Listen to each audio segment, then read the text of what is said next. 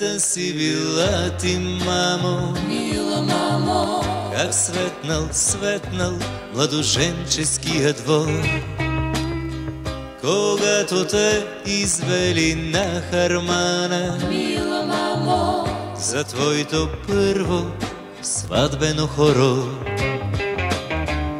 Какви коси, едничка ли девойка,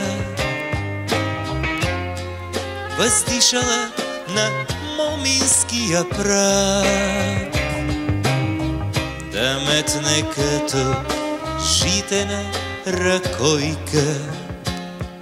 Какви скоси до момъка си драг, а те преливали се буйно или плахо.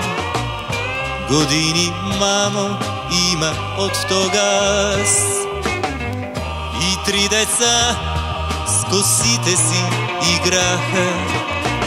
С тях играх в люлката и аз. Каква невеста си била ти, мамо, мила мамо, как светнал, светнал младоженческия двор, когато те извели на хармана, мила мамо, за твоето първо сватбено хоро.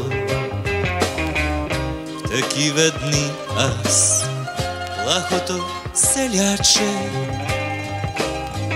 поисках за гимназия пари, а ти над нашата бедност да поплачеш. Зад кладенеца при вечер се скри. На заранта, прегърбена и жалка, с отрязани коси, с подпухнали очи, прегърна ме и каза: припечелих малко, вземи, вземи парите, сине, и учи. Каква невеста си била ти, мамо, мила мамо, как светнал, светнал младоженческия двор, когато те извели на хармана, мила мамо, за твоето първо сватбено хоро.